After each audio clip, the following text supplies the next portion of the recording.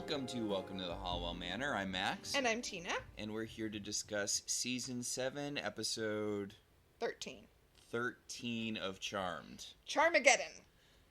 A.k.a. Part 2 of... Yeah. A.k.a. Extreme Makeover, World Edition, Part 2. Okay, so... I was really frustrated by this episode. Yes, you said that last night before we were on mic. Because the thing is, they could have had the exact same resolution, but without... The avatars kill people now. They made the avatars kill people because otherwise this would just be a moral dilemma, and I guess they didn't think the Charmed audience would accept a thing without very clearly defined moral boundaries. I just... Well, can I get into what it made me think about? Which is movies like Kingsman, or a movie like Black Panther. All right. Yeah, right? Those are two wildly different movies. How am I going to land this plane? Okay. Samuel Jackson's character in Kingsman is an environmentalist. Mm-hmm. But he explodes people's heads because the filmmakers are like, but we have to make him kill people. We gave him the idea, we gave him good ideas in theory, so we have to also make him a murderer so that there's not a moral question. Yeah. Killmonger is not wrong, but he kills innocent people so that he can be, the villain of the movie. I mean, that's a lot of MCU villains. Oh, no, I could rattle off lots of movies that are like that. I feel like a lot of villains, especially in superhero movies, are like that. I mean, Mysterio and the Vulture's motivations were both wanting to form a union. Yeah. Not wanting one tech billionaire to be in charge of everything is not a bad position. So the filmmakers have to make them start killing people so that you're on the side of the superheroes. And this felt the same, except that their position is already bad. And that made me question whether or not the Charmed writers know that it's bad to take away people's free will. The thing is, if they got rid of the whole avatars killing people, you could still resolve this the same exact way. There's literally no reason for the avatars to be killing people. Like, yes, yeah. No, you could just have everyone is stuck in this... no one has free will anymore, and that's bad. That's all you need. All you need is to maintain order, everyone had to surrender free will. And while that's a choice the Charmed ones chose to make, it's not a choice the world chose to make. You hit upon the problem that I was about to bring up. Yeah? It's not a choice the Charmed ones would make, so there was no way to resolve the episode. But not just this is a choice no one got to make. Because, honestly... I can see the Charmed ones not giving a shit that no one else got a choice whether to opt into this new emotional middle ground, everyone is kind of a robot thing. Mm-hmm. I could totally see them being cool with it. You could have just had the episode being them realizing, hey, existing in a perpetual middle ground sucks even if it eliminates all conflict from Earth. You need the highs to get, or you need the lows to get the highs. Grief should be painful. These are all things you could do. But the thing is, Charmed doesn't really have an interest in doing an episode that's just introspection and discovering that, Yeah, no, you're right. This is... where this plot, the way we think it should have been done, would have worked well? Where? Star Trek The Next Generation. TNG. They could do this plot. No fights. Just... And then even the ending where they just tell the villain, you know what, this is bad. And the villain's like, all right, whatever, we're out of here. Turns out nobody wanted this. We'll talk about that when we get to it. So... Also. Mm-hmm. I hate saying this because honestly the plot dragged on for way too long and was kind of... And also, once we found out everything about Charisma Carver and... But this is kind of just a worse version of the ending of the Jasmine plot from Angel. It is. Because, I mean, not yeah, you know what, I'm sticking with worse version. Because, if you're going to have to go for the, killing people, Angel makes it really clear. Jasmine comes, she's this ethereal, godlike being, and all conflict ceases because the world becomes entirely about worshipping her. And, Angel ends up stopping her because she eats people, which, granted, is bad. And then the next season opens with him getting control of Wolfram and Hart, the evil law firm, because he stopped world peace from existing. And he's like, well, she was eating people. And they were like, yeah, she ate fewer people than any given vampire. There was no conflict. A few people died every, couple of days so that the world could experience peace. And you destroyed that because it icked you out how it happened. Okay, so this isn't Welcome to City of Angels, which I think is what we would call our Angel podcast, because Welcome to LA could be any number of podcasts. I mean, City of Angels could too, but if we'd be like, Welcome to City of Angels. No, we could call it Welcome to City of, because the first episode of Angel is called City of. Ooh, or we could call it City of Angel. Yeah, okay. But we're not going to do that, because talking about Angel would be so depressing. Yeah, but also this isn't Welcome to City of Angel, but if it was, I would say that that's interesting because it's the same calculus that either Whistler or Doyle, I forget which, because they were basically the same character, photocopied, but the same calculus that Whistler or Doyle told Angel that he couldn't do, that he couldn't have a ledger where he was like, I have saved more people than I killed, because at some point he would think it was okay to kill people. That's the thing, right? You can't say it's okay to... Well, I mean, I just credited Angel. I could have credited Those Who Walk Away from... Omelas? Oh, I don't want to embarrass myself by getting it wrong. But you know what I mean, right? You know the story I mean? Yes. Yeah. But, I mean, it's a good question. A good question is, what are you willing to give up in exchange for security? I mean, I did, when we sat down to start recording, I opened up my notes, and since I take my notes a little bit in advance, you can hear me turning the pages now, maybe? Since I take my notes a little bit in advance, I don't always remember what I was thinking when I wrote it down, and I'm like, why did I write in my notes, those who would give up essential liberty to purchase a little temporary safety deserve neither liberty nor safety? And then I said, oh yeah, that's the theme of this episode, that's why I wrote that down. It's just the fact that they felt like they needed to have the avatars kill people kind of takes away from the choice. Because it's not a world where everyone is stuck in this emotional middle ground and you can feel neither highs nor lows. You're not exchanging free will for security because they just blow anyone who causes conflict up. So, what was the fucking point of any of it? Yeah. I mean, if you want to get into the... thematically, it's a big problem. If you want to get into the nitty-gritty of it, I think the idea is that some people are just inherently bad. So when you reset people back to their essential nature, some people just still have to be killed. Karen's gonna Karen even in a world with no conflict. And that's kind of in line with Charm's idea about what morality is, which is what I said at the beginning of the Avatar plot, that Charm's view of morality is not... equipped to discuss something like what is free will worth. Yeah, evil is who you are, it's not what you do. Yeah. It's aesthetics, as we said during last season's season finale. Speaking of aesthetics, I appreciate the amount of work that went into this opening. Oh my god, we just talked about how important free will is, but man, this opening scratches my brain in just the right way. Everyone's moving in perfect sync. There's no more need for stoplights in the very first shot because everything just matches up. We get kids walking through crosswalks high-fiving each other. 3 people on a bench are reading and they're turning the pages at the exact same time.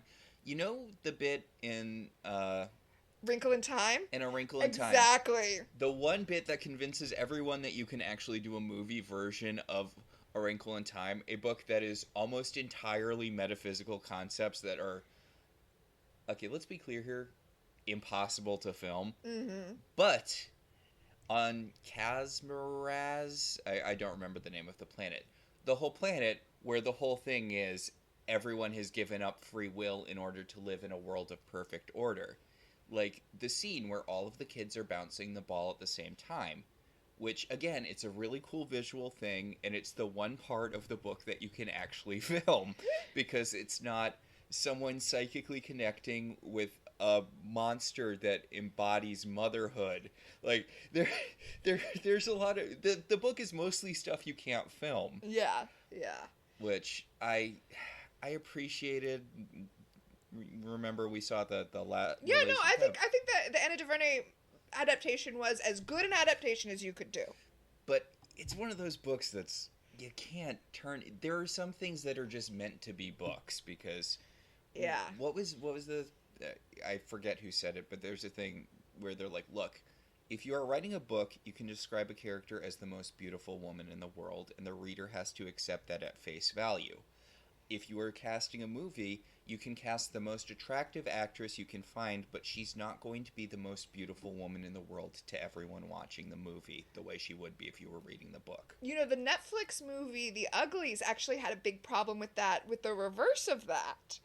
Because they had the movie is about, it's a dystopian future YA novel, and it's the same theme, by the way. No conflict, no free will, right? This is a classic story charmed. Don't know why you couldn't get it, but when you turn 16, everybody gets this facial surgery that makes everybody beautiful. Like they all fit the golden ratio, and unbeknownst to them, they also get a lobotomy, which is why the society is... Yeah, that's why society is so calm and peaceful. But right, so the people who are younger are the uglies, right? And then when they get the surgery, they're the pretties. And people were like, why are the uglies just conventionally attractive people? And it's like, because that's the point. They weren't ugly, but also the pretties should have looked uncanny, which they couldn't do because... Well, I mean, I guess they could have, but they weren't going to put that much money into it. Also, I don't know that people would have watched it, because... They would have had to be freaky looking, and it might have been unsettling. Okay, so we watched Naked Gun. Which has the same plot! Yes. And not the same plot that we're talking about, where it's like free will versus, like, conflict, but the same plot where it's like, well, we're going to make everyone pass out, and it's going to reset them, like unplugging them and then plugging them back in. But there's a bit where... Liam Neeson is at the big bad. The big bad is having a party, and Liam Neeson goes. And I noticed how many of the people at the party had very conspicuous plastic surgery. Like, there were a lot of very obvious plastic surgery faces. I'm like, that had to be an intentional thing, right? Like, oh, yeah, I'm sure that was a choice. So it's like something you could do. Yeah, I guess in a comedy movie. That movie is it's better than it has any right to be. It's good. It's a good. I mean, I laughed out loud several times. So. And there's a bit where it looks like they're going to do a prison rape joke, and then they swerve, which is amazing. The joke that they did do, cracked me up. That was hilarious. Oh my god. I mean, you kind of won me over on my favorite joke in that movie. But how's he doing? Bad. Yes. But that was a joke that was based on line delivery. Oh yeah, yeah. Whereas the hot inmate joke was that was all in the writing and genius. Well, I mean, also, you know what I mean. All right, let's talk about this episode. Yeah, so the avatars are watching in silent approval as everyone goes on their very ordered day. And they say to Leo that now the only threat to this conflict-free world is conflict. Oh, that... Yeah, okay. Yep. And you pointed this out, I think, or maybe you didn't. I don't know, I'm going to give you credit anyway. That Leo's not wearing black anymore, now he's wearing gray. Because he's, like, drifting away from the avatars. I did not point that out, but yes, he is. Leo's sartorial choices are, Yes. Also, okay, so it's... I can hear it with Alpha, who always kind of talked... Stentorianly. Yes. But now he's kind of doing a little bit of an accent, and a bunch of people in this episode are kind of doing a little bit of an accent where they weren't before, which is... I think when you're in a perfect world, you do a perfect world accent? I guess. So, Leo wanders off because he's not quite cool with this. But... he just feels like something is wrong. Yeah. And as he does, like, he disappears, and as soon as he's gone, there's an old man who's, like, he got pulled over by the cops, and he's yelling at the cops, and the avatars just obliterate him. They just make him disappear. They send him to the cornfield. Which... It's good that you did that. I guess he should have rehearsed with everyone else. we get so many opening shots. Well, it's two-parter. That could have been a one-parter. And they're doing a lot of slow establishing, then fast. Yeah. Yeah, somebody found a file with fast sped up B-roll and got super excited. Yeah, there are a lot of new shots here. Yeah, they bought like a new package. They bought a new B-roll package halfway through season 7. It is just everyone moving very quickly because I guess if you're organized, then things are streamlined. Okay, Is the train station because of that whole the trains ran on time thing about fascism? We do get a really long shot of a train station in San Francisco. I would love to give the writers credit and say that's what they were doing, but I genuinely think it's random. I really do. Now, this is not relevant to this episode, but rather to the book that I'm reading this week for my TV tie-in novel book. Mm-hmm. Would you say that the Halliwell house is a mansion? No, it's a manor. It's a manor. It's halfway between house and mansion. The book I'm reading this week describes it as a Victorian mansion, and I'm like, no? No, it is just a fancy house. Oh. Like, honestly, manor is probably stretching it a little bit. I mean, I guess it's because it's in San Francisco, so having a normal-sized house is basically having a... Well, I mean, it's also got, like, a classic painted lady facade for... It's a San Francisco house. Yeah. It's not a row house, though. I feel like painted lady... No, I'm sorry, I just read a book on these houses in San Francisco. Not for this show, but for Full House. For the Full House book I'm writing. I got a lot of irons in the fire, is what I'm saying. Yes. I'm enjoying it. I'm looking forward to you putting it out so other people can read it. I'm so close to done with it, too. So, inside the house, also, I do like that they're experimenting with camera work a lot in this episode. There's a very neat scene of Piper and Phoebe cooking together where there's lots of shots of, like, there's close-ups of their hands, there's shots of the kitchen from unusual angles. And, they're very in sync. They're tossing butter to each other. They're sliding bowls. The choreography of it is beautiful. Like, Piper puts up her hand for the butter and Phoebe throws it right to her hand. Like, it's so well done. And then they are disrupted by Leo, who is out of sync in this new world. Yeah, he nearly throws them off, and Phoebe's like, Leo, we're all in perfect harmony now. Don't fuck it up for the rest of us. Yep. And Leo's like, are you sure everything's okay? And Phoebe's like, oh my god, everyone is happy. Can you just be happy? Can you stop being a whiny little whiner man for like 10 seconds and just enjoy that world peace is a thing right now? They're so calm and at peace, by the way, that they're going to throw a party. Because they don't have to worry about demons bursting in and killing everyone, which I don't feel like has ever been... They've thrown a lot of parties in this house. I feel like a lot of their parties have definitely been disrupted by demons. I feel like demons usually attack before parties. Oh, well, yeah, that's to save money on extras. Yeah. He asks how Paige is, and they say she's fine. Obviously, she's sad about Kyle, but she knows he's in a better place. Remember when Piper's friend had male strippers come to her house? Yes! They weren't strippers, though, right? They were underwear models. They were underwear models who were demonstrating underwear. Did I do that as my time freeze when we did that? Because I feel like that was right around the time that True Romance MLM was big, which was an MLM that did Tupperware parties, but for sex toys. Hey, there was a Bob's Burgers about that. Yes, there is. Yeah, and there's also a Crazy Ex-Girlfriend with that. Yeah. So, Piper is sprinkling salt into whatever she's baking. They're making a pie. Yes. And she does, like, the Salt Bae sprinkle, even though it's not a meme yet. She's ahead of her time. And then we go to Paige, who's at Kyle's apartment packing up his stuff. Including the Twin Towers snow globe, which, again, Well, I said it last week, and I do feel like this is a thing, that the reason we're getting so much heavy focus on it is because... the theme of this whole thing, right, is giving up free will for safety, which is a thing that we're talking about immediately post 9/11 with the Patriot Act, with all of this, right? How much freedom are you willing to give up for, let's be fair, the illusion of security? Yeah. So, and I mean, having this Twin Towers snow globe just makes it so in your face that it can't really ignore it. So, yeah, Paige is, I feel, the appropriate level of sad for Kyle being dead. Oh my god, so mean and so true. But, you know. Yeah.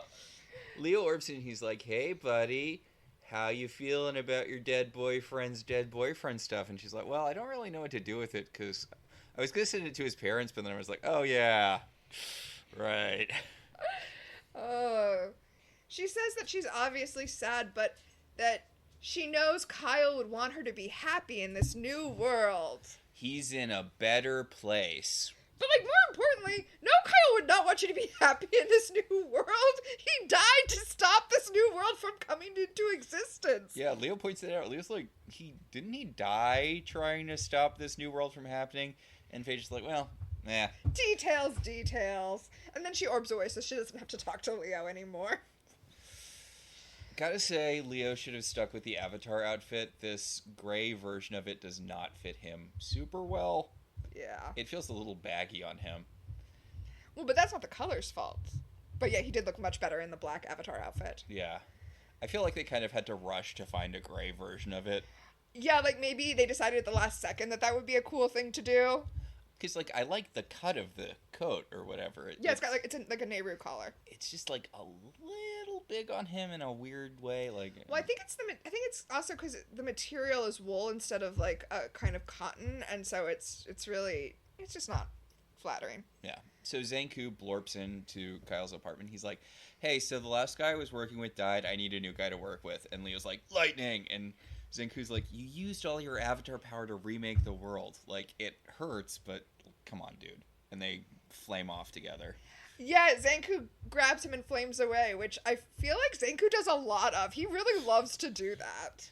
Also, doesn't Leo still have his elder powers? He's still technically an elder, right? I mean, he's orbing everywhere. He's not using the Avatar teleport. Well, I think his elder powers... Oh, he can still orb, yeah. But I think his elder powers went into the stew of Avatar powers, so he's just as weakened as the rest of the Avatars, even though, yes, he is an elder. I know the show has no interest in this, but I really would like to know where the other Avatars came from, because since Leo was recruited as an elder, some of them are probably former demons, right? Like, this has to be a whole collective of magical beings who gave up what they were to become this. I mean, yes, but this show was woefully unprepared to do half a season of Avatars. I can't imagine a whole show of them. Yeah. So, back at the newspaper, Elise is like, we had to do the thinnest newspaper ever. Nothing but obituaries. Yep, because so many people have been disappearing, but at least they're in a better place. Okay, I thought this was going to be Greg with 3 Gs, but it's someone named Oliver. Right, one of Phoebe's coworkers is gone. It should have been the one that... This is such a, like, whiff, right? Why is the one who's gone not the one who last episode Phoebe was like, you never liked me, did you? It's some random guy we've never heard of before. Yeah, because last episode she's like, Greg, you were a huge asshole, but you're not going to be one tomorrow. And then Oliver's the one who... Yeah, but also, okay, so I guess Phoebe is going to keep going with her column, even though she said that she was done because people wouldn't need advice anymore. Because there's no conflict. Yeah, although Elise tells her that her next column should be about convincing people to accept that good things are happening and just go with it. Mm. Her next column should be nothing to see here. Monsters definitely not involved. Oh. So, Zanku, who has an accent in a couple of lines and then completely drops it, did the director tell him that he should have an accent? It's weird. It's weird that he only does it for a little bit and then drops it when he hasn't had an accent up to this point. I think it's like the nature of the episode just made people feel like they needed to talk like that. So, he has brought Leo to an ancient tomb somewhere in, he doesn't say Egypt, but he says in a pyramid somewhere. Yeah, and I know lots of cultures had pyramids, but I think we're supposed Well, these are definitely Egyptian pyramids because... Anubis. Okay. Okay, so Okay, are we gonna get into this? Leo's like, who's that guy with the dog head? Who's that demon with the dog Who's head? that demon with the dog head? And Zenku's like, oh, right, you went to high school in, like, the 20s. Right, before, like, Egyptology was huge in the 20s. Yeah. What's wrong with you, Leo? Why would Leo not know who Anubis is? But also, I feel like the people who wrote this particular scene knew, like, they had the image of Anubis with the scale, Yeah. and they were like, oh, so people should be free of...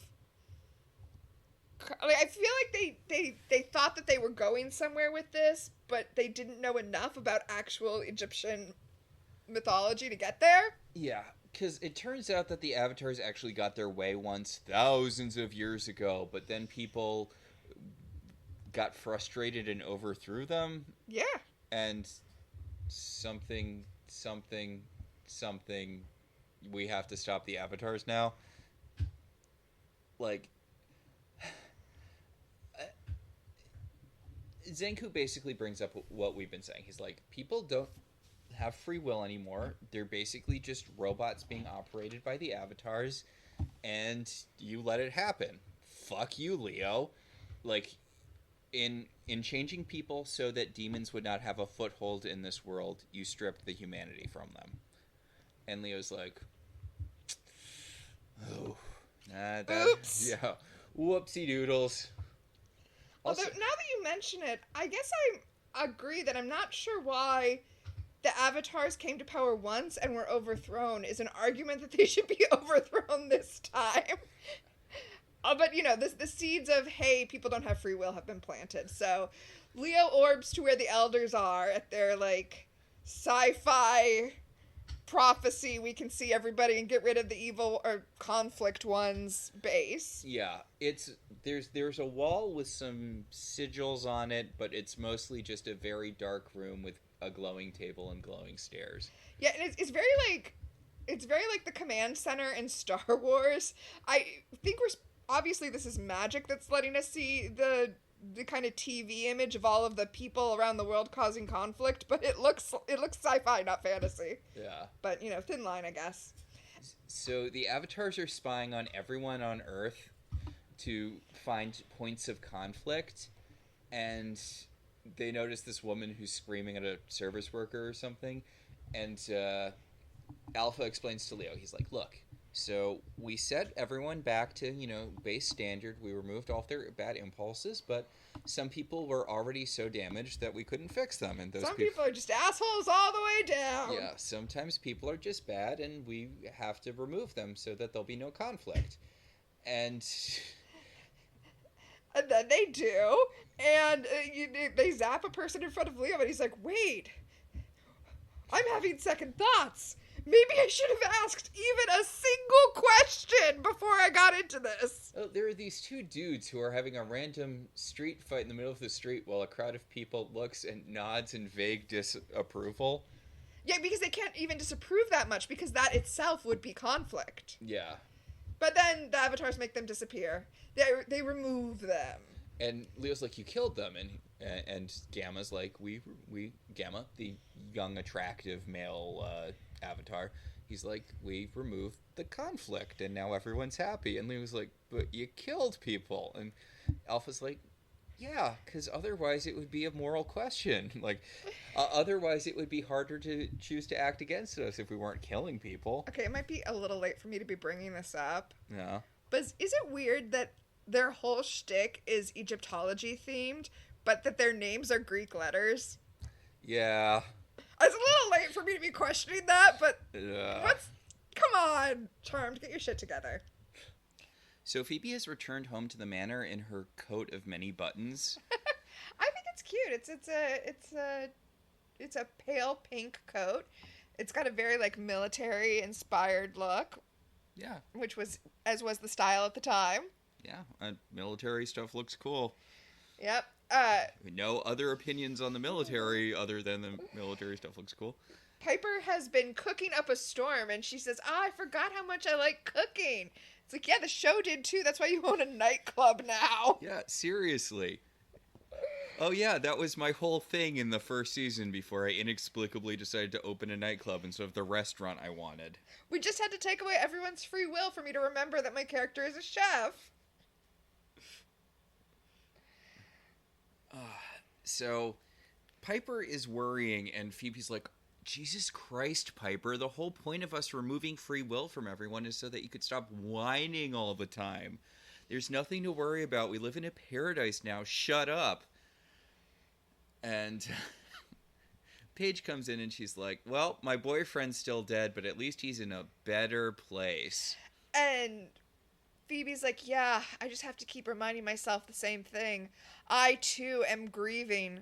A coworker who I've never mentioned before also disappeared. And that way trumps your boyfriend being killed, right?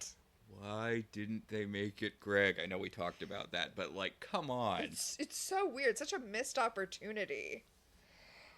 Oh. So, Zanku's minion blorps into the tomb. Where Zanku is studying the hieroglyphics and doing research, which I really appreciate. It is what the sisters are usually doing, right? The sisters are usually upstairs combing through the Book of Shadows. Oh, you're giving them a lot of credit there. I genuinely think this is intentional, because now we've got Zanku down here. He is in the sister's position. He's the one who's going to save the world this episode. I mean, calling it research feels like they have one book that they read, and sometimes magic just flips to the right page. Oh, I thought you meant I was giving the show a lot of credit by saying that this is meant to be a parallel to what usually happens with the sisters. No, I'm saying you're giving them too much credit by calling it research, which I guess it technically is, even if you're going to the same source every time. Ooh, boo. Yeah. So, yeah, Zanku's trying to figure out the ingredients to the vanquishing potion, which, honestly, it makes sense. If these people manage to, drive off the avatars, then... Hopefully someone wrote it down. So... Writing stuff down, that's what makes it science. So Leo blurps into the tomb, and Zanku sends his minion away. Leo is standing so awkwardly when he comes into the scene. By awkward, do you mean... filled with sexual tension between these two? Well, that must be why he starts covering his crotch. Because he comes into the scene like a Ken doll, posed like a Ken doll, like arms stiff at the sides, and then we switch to hands crossed contemplatively over his crotch. And then he and Zanku, move together. They are so close. Their faces are inches apart. I'm like, kiss, kiss! What is this? Every single person in Smallville? Whenever I watched Smallville when I was younger than I am now, my dad would come into the room and be like, why are they talking so close to each other's faces? It was like a consistent thing. I'm like, I don't know. That's just how they talk in this show. Zanku even says to Leo, welcome back, partner. Oh, you could not possibly be barking up a worse tree, Zanku. Yeah, who wants Leo as a partner? Not even Piper. Well, sometimes Piper. Piper doesn't want Leo to not be an option. You know what? That's not fair. We're pretty heavy into the Piper actually wants to be with Leo seasons. But Zanku tells Leo that the only way that he's going to get the sisters to snap out of it and help him save the world is if they are shocked by another great loss. So, Phoebe is preparing the two babies for the party. She tells Wyatt that he can't orb. He's going to make so many new friends, but he can't orb. It feels like it's a party for adults mostly. Why would it? Here's my big question. Yeah? If we are no longer in a world of good and evil, do we still need to hide magic? Okay, I've always... yes, that's a really good point, because theoretically, in a world of, neutrality, no one will burn you at the stake for openly being a witch. In fact, there's nothing backing this up, but I kind of assumed that one of the things about this world would be the ability to, openly practice magic. Right? So, Leo orbs into the room to be a giant wet blanket, as he does. It's interesting to me that he's really focusing on Phoebe as the answer to his problems. Like, Phoebe is the one he's teamed up with. It has to be the worst sister to go to. I know it's because she can share her emotion. Like, Is this an empathy thing? They never explicitly say it, but the only explanation for him partnering with Phoebe in these episodes is that her empathy is what lets her break through this free will smashing thing. I don't think she ever officially got her empathy back, but sometimes the show kind of treats it like she still has it. Yeah. Also, remember, when Leo took away Piper's ability to feel, Phoebe was able to use her empathy power to, like, feel how much pain she was in, even though she wasn't expressing it. So this all tracks. This all makes sense. It's just that they're not saying that's why he's teaming with her. In fact, he brings her to Kyle's apartment and gives her the Twin Towers snow globe and tells her he wants her to have a vision of how Beta died. Or, I'm sorry, of how Brody died. Nobody cares about Beta anymore. Yeah, The Avatars have done their job.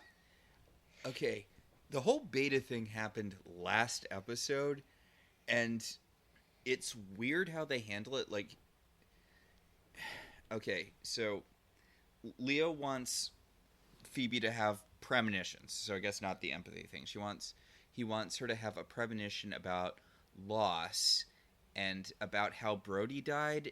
And Phoebe touches it, and she has a premonition of Beta killing Brody, which, I will remind you, was self-defense because he was actively murdering her. He had thrown the vanquishing potion at her, and she responded with lightning.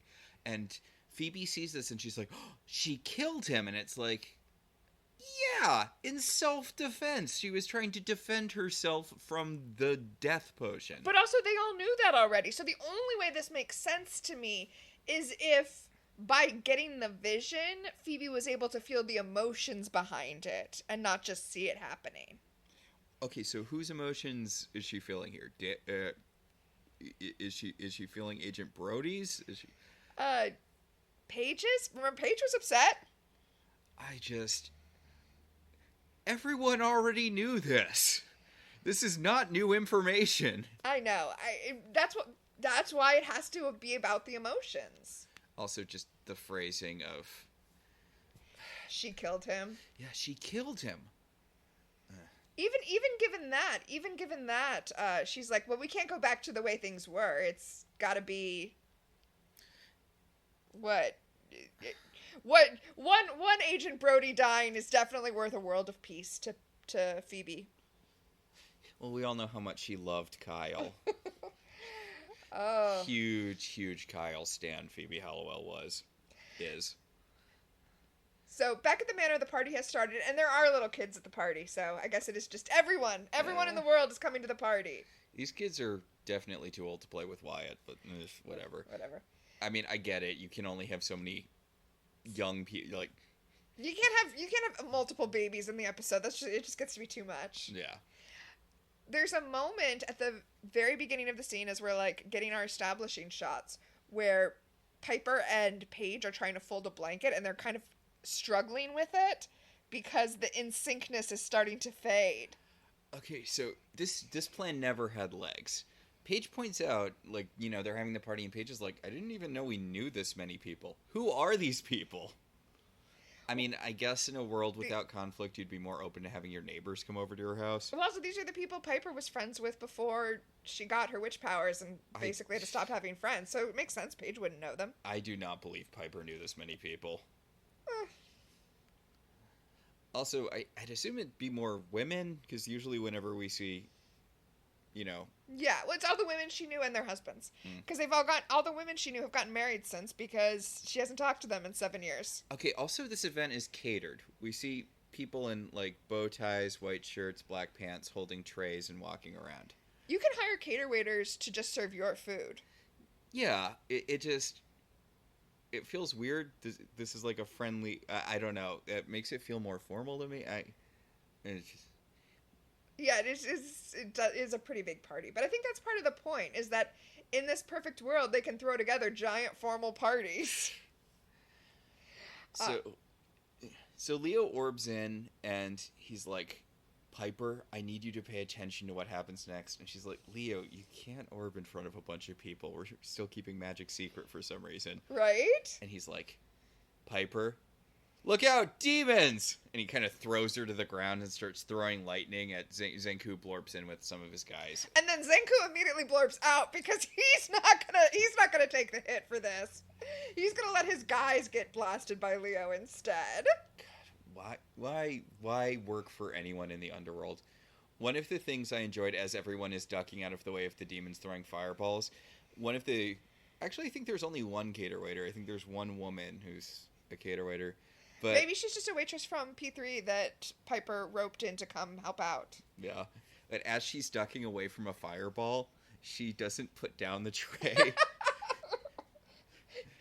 She is into her job. Yeah. She is committed. So Leo blasts the minions, including Zanku's one main minion who has survived so far. And he takes his time with that minion. Like, this is a long, slow, protracted death. And the avatars are watching it and they're like, ooh, God damn it, Leo. Conflict. And Leo, because he knows what's about to happen, tells Phoebe, remember, this is supposed to hurt. Remember the losses. And then the avatars erase him from existence and everybody goes back about their business. Piper's sad for a second, but then she's like, it's okay, he's in a better place. And we go to commercial. Wah, wah. Is Paige part of the Dropkick Murphys? I'm sorry, just the plaid pants with the, like, chain thing. Oh, yeah. So, when we come back from commercial, Phoebe, the party has ended, and Phoebe's like, Piper, your husband was just erased by the avatars. Be upset. She's like, no, it's fine. Also, demons attacked. Aren't demons not supposed to be a thing anymore? And Piper's like, well, we did only have an hour to kill all demons. It makes sense there'd be some left over. And Piper does say that. She's like, yeah, it sucked that the demons attacked, but at least Leo took care of them for us, so everything's fine again. The whole point of Phoebe's stupid fucking vision that convinced everyone that this was a good idea is that there were no more demons. Right? Demons attacked on day one. Oh. Oh, and Chris and Wyatt are very, very upset because their father was disappeared from existence in front of them. Yes, and apparently the reset doesn't work on babies because they're too fresh. Okay, but if this is supposed to get us back to, like, a time before our trauma, then shouldn't children already be like that? And as we all know, children are notoriously calm in the face of everything that happens. You're right, as I'm talking about it, there's a lot of flaws. When I was watching it, I was like, this episode is amazing! This is the best episode of Charmed! And I'm like, wait a second. So, Paige pulls Phoebe to the side because Phoebe's trying to make Piper feel bad about her dead husband. And Paige is like, what the fuck are you doing, Phoebe? Leo's in a better place. And then Phoebe has a flashback to, like, 10 seconds ago? 3 minutes, yeah. Where she sees Leo and he's like, remember the pain. And then it cuts her and she's like, never forget. And she wanders upstairs and she has a flashback to everyone who died in the show, except not really.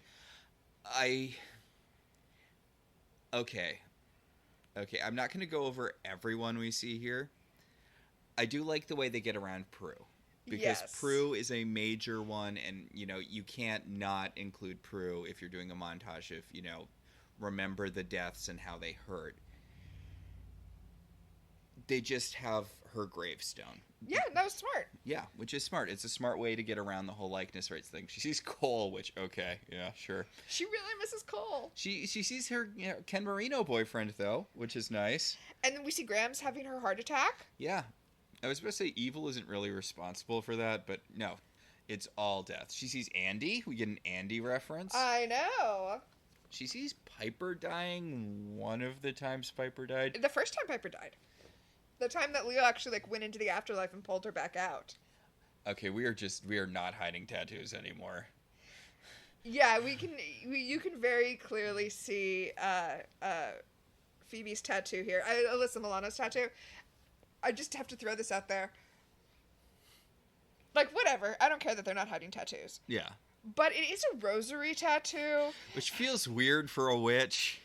And even if she's not a witch, Phoebe was not Catholic. Yeah.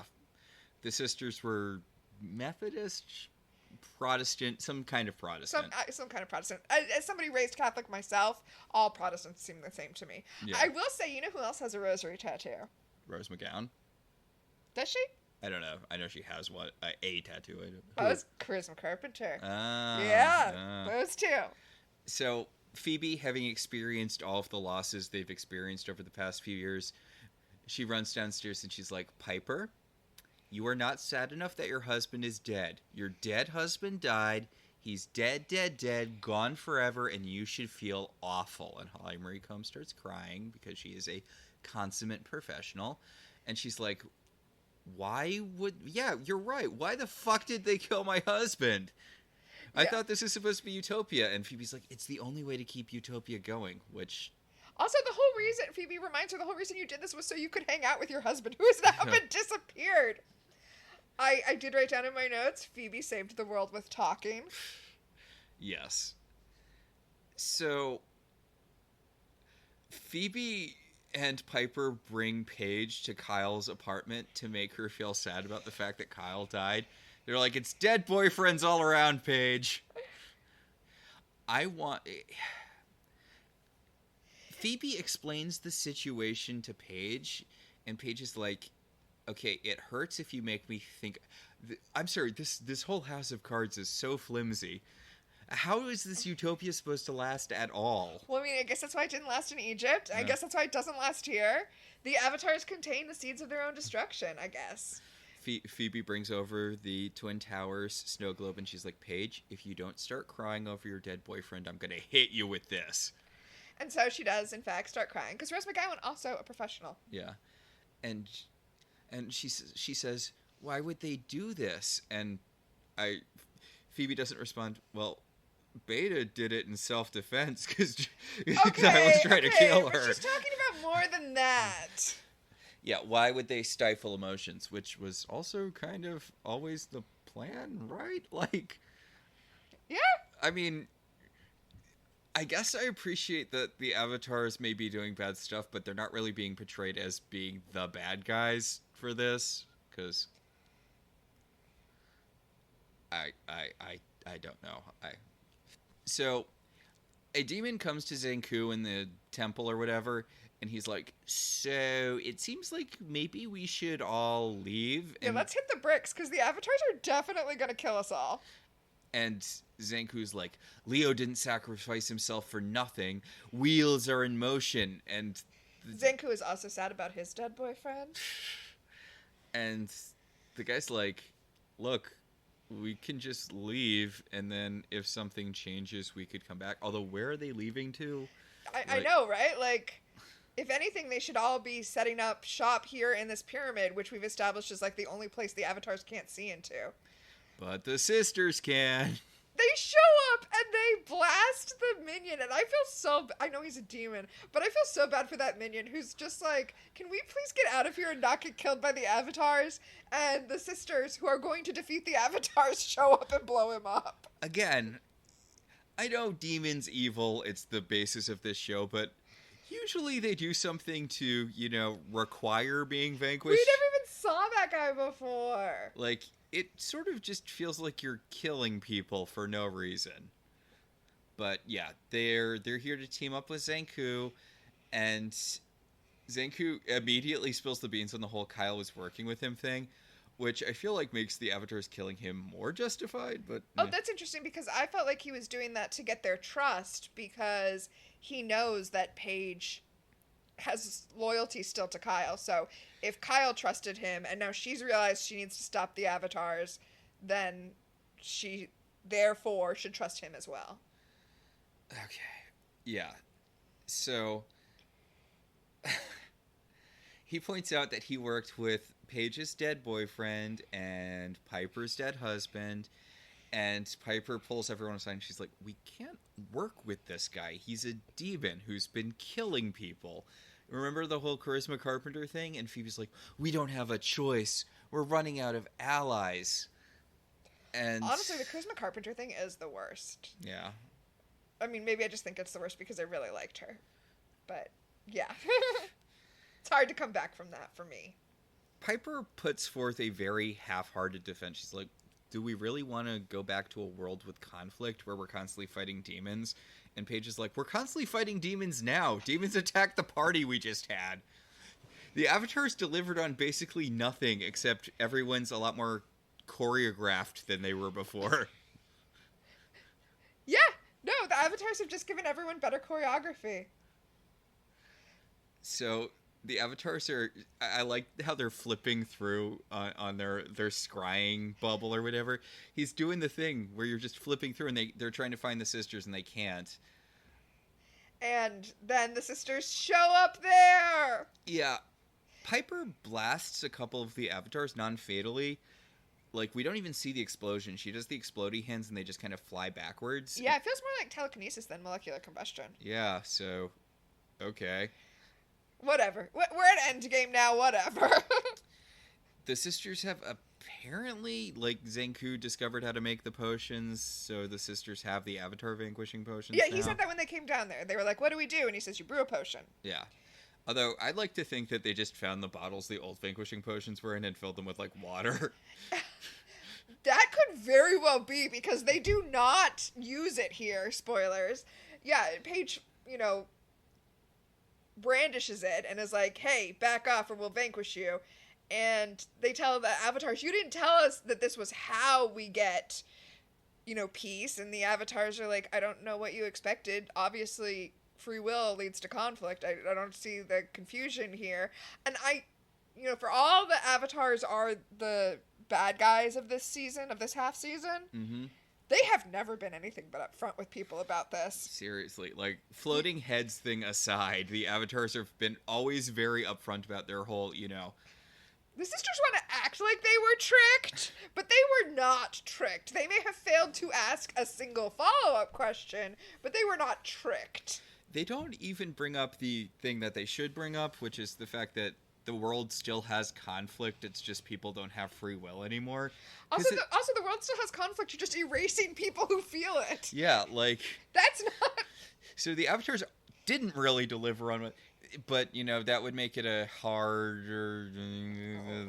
Whatever. It would make it a real conflict if it was actually about free will versus blah, blah, blah. But the Avatars are like, look, okay, if it turns out that no one actually wanted this, we can just use what's left of our power to rewind time, undo all of this until the world is ready. But we can't rewind time the extra half hour it would take to bring Kyle back from the dead. Yeah, fuck Kyle, I guess. I mean, we want to have Beta back. We knew Beta for thousands of years. How long did you know your stupid fucking boyfriend, Paige? I mean, I don't know that they knew Beta for thousands of years. Maybe she was recruited an hour before they met her, before they met Kyle. But, I think that they have more of a right to be upset about not being able to rewind time to bring their person back, Paige.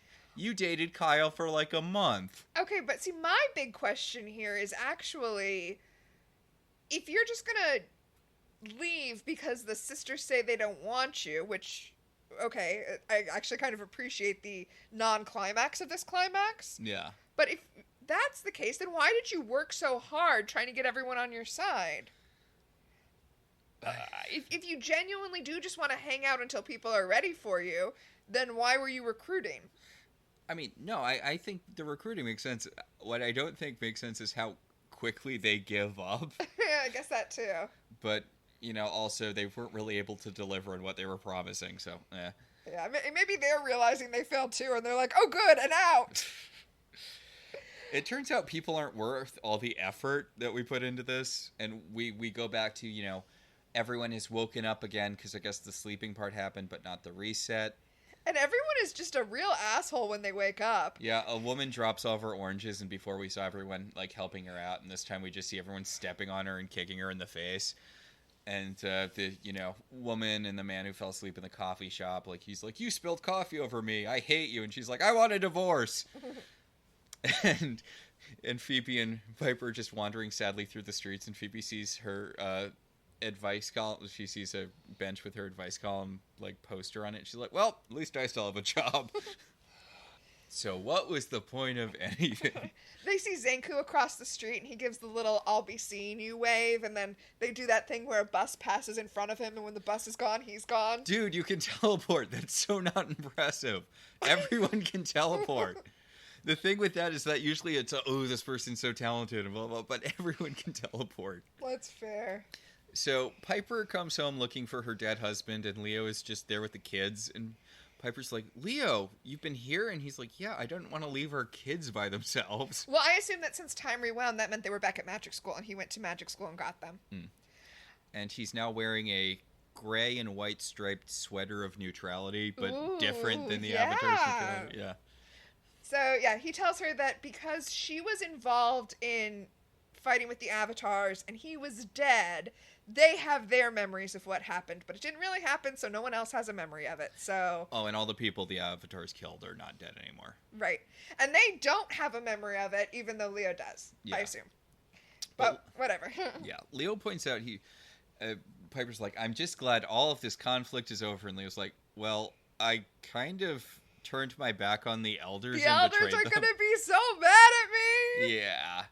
And Piper's like, hey, Leo, fuck the elders. Who gives a shit about the elders?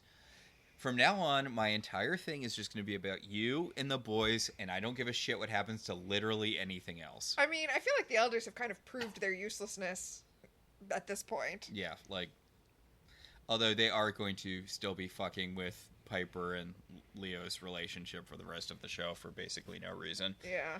Well, I guess they've kind of discovered that Leo is sort of Piper's weakness. I know. Well, so Leo does say that he had to die to wake her up, and she says, like, next time come up with a better plan. And I did say, well, maybe next time he'll get frozen instead. So Paige is in Kyle's apartment, sadly looking at his snow globe, when, it's Kyle. Yes, he is still dead, but now he's a white lighter. Yeah, the elders brought him back as a white lighter because it turns out he did enough good to qualify for white lighterness. Well, he was one snowdrift in the avalanche that was the sisters realizing that they should defeat the avatars. So, I mean, he did his part there. I don't care for this. Especially... Oh, go ahead. Especially because Paige and him act like they can't be together because he's a white lighter now, which, why the fuck not? Yeah, I mean, I will remind you, your brother-in-law is also a white lighter. Yeah, like, and he's like, it was my destiny to die for the greater good, and now I'm serving the greater good as a white lighter, and, you have to accept that I'm dead. Why? Why does she have to accept that you're dead? Well, no, he does say that they'll see each other again, and they will, because she is also going to be a white lighter when she dies, because she's half white lighter. Why are they not dating right now? There is literally no reason for them to stop their relationship. Like, he's acting like he has to go up to heaven. White lighters operate on Earth. Well, I mean, maybe... And he can teleport. Yeah, you're right, he can teleport. I was going to say, maybe he got assigned to, like, a witch in Peru, and he's like, it's too far away. They can both teleport. He's got to go get hit by a bus or something. That was Final Destination. Final Destination. Yeah. Why bring him back as a white lighter? Why not just have her be sad in the apartment? It feels so disingenuous. Yeah, okay, I guess. I mean, I was just thinking that he is thinking, oh, a new thing to explore. I'm definitely not going to bring my girlfriend along on this adventure. So yeah, that's how this ended. I do want to point out, he says, it was my destiny to try to save the world. It was your destiny to do it. Wasn't this whole thing about free will? If we should just accept this because it was our destiny, why did we fight so hard to bring free will back? There are so many things I like in theory about this episode. I genuinely enjoy the concept of the Charmed Ones just getting the avatars to stop their utopia by telling them nobody likes this. I like the idea that, like, existing in an emotional middle ground is not good for people, and that by acknowledging that pain needs to exist, they come to this realization and stop utopia. There's so many things I like about this, but oh my god, why are they killing people? It doesn't even factor into their conversation. I just... Yeah. Oh, my God. Yeah. So, you know... I have one more thing in my notes that I want to bring up before we kind of wrap this all up. All right. That I thought was interesting. Mm-hmm. You mentioned the floating heads. Yeah. So this whole thing started when the Avatars infected Leo with paranoia, causing him to like go down the path of becoming an Avatar. And the whole thing ended when Brody infected the sisters with paranoia, setting them on the path to undo the Avatars. The Avatars literally contain the seeds of their own destruction. That is all. They say, we kind of skipped over it. They do say that at some point humanity will be ready for them and they'll come back, which, okay, fine, whatever. Well, I mean, if people reach the point naturally where they are not traumatizing each other and we're not carrying around all, our body's not walking around keeping the score all the time and everybody just calms down, like, yeah. But then we don't need the Avatars. I feel like the Avatars should just focus their energies elsewhere because clearly this is not going to work out for them. I'm just saying, if humanity ever reaches the point where they would accept the Avatars, they wouldn't need the Avatars. Yeah. Yeah. So time to take up Baccarat or something. They should do what that lady and the magicians did and just go around purifying water all over the place. Oh, there you go. Probably use less magic, help people out a lot. Yeah. This is like the people who are like, why doesn't Bruce Wayne just put a lot of money into various foundations? Yeah, why don't the Avatars just use their magic to create good infrastructure? Yeah. That would actually... Yeah. I mean, since they're apparently cool with interfering, unlike the Elders for whatever reason. But, yeah, okay. The Avatar stuff was less painful than I remembered it being, but, they did not pull it off. They did not stick the dismount. Okay, see, I felt like there were a lot of issues with the Avatars, but it felt like a feature, not a bug to me this time through. So, I am anti-Avatar, pro-Avatar plotline. Why did you make them kill people? Unnecessary. But who gives a shit about the Avatars? Next week, we're getting Phoebe's best love interest. That's right. I said it. I'm sticking by it. We're getting Drake next week. All right. And we get to find out what I should look up to see if the writer was a man or a woman. I'm just going to assume a dude, because we get to see what dudes think women find attractive. Ooh, we'll have a lot of discussion about that. I love Drake. I love Drake so much, but he is kind of written to be like a cartoonishly perfect boyfriend. Which is fine. I mean, it was kind of, well, I guess they were kind of doing that with Jason too, but they're more successful with Drake, because Drake is, like, fun to watch. It was written by a man. Yeah. Oh, wait, sorry, I'm looking at Charmageddon. Hang on. Yeah, written by a man. Yeah. By the way, that episode is called Carpe Demon, and the description from IMDb is, the newest professor hired by Paige at magic school is an ex-demon, which comes with an interesting life story. Okay, he's not really an ex-demon. It's not an Anya situation. He's a demon who... You know what? We'll get into it next week. And we're going to have a real good premonition. Yes, we are. Also, you know what? I'd like Charm to delve into this some more. This is yet another demon they've introduced this season whose entire goal is to not be a demon anymore. Maybe the Charmed one should be working on that. Being like, hey, we had the power stripping potion that turned Cole human. If there are demons who want an out, we don't have to kill them. We can just give you an out. Like a gun buyback program. Yeah, exactly. All right, so yeah, that'll about do it for this week. We do have our segments. Yes, much like the Charmed ones, we have our own power of 3. The first power in our pack is Premonition, who in this episode was, or will become famous. We didn't really have new characters this week. We didn't have any new characters, but we have not talked about Zanku's right-hand man, who I don't think we've even said his name, which is Lagan, and is played by Max Perlich, who I only bring up because he's also Whistler in Buffy. Oh, what? Yeah, so that's a fun Charmed Buffy crossover, which we get quite a few of. Cool. Wow. Yeah. The second power in our pack is Time Freeze, what specifically dated this episode. Okay, this is going to be a weird one. Go for it. Because it's kind of the opposite.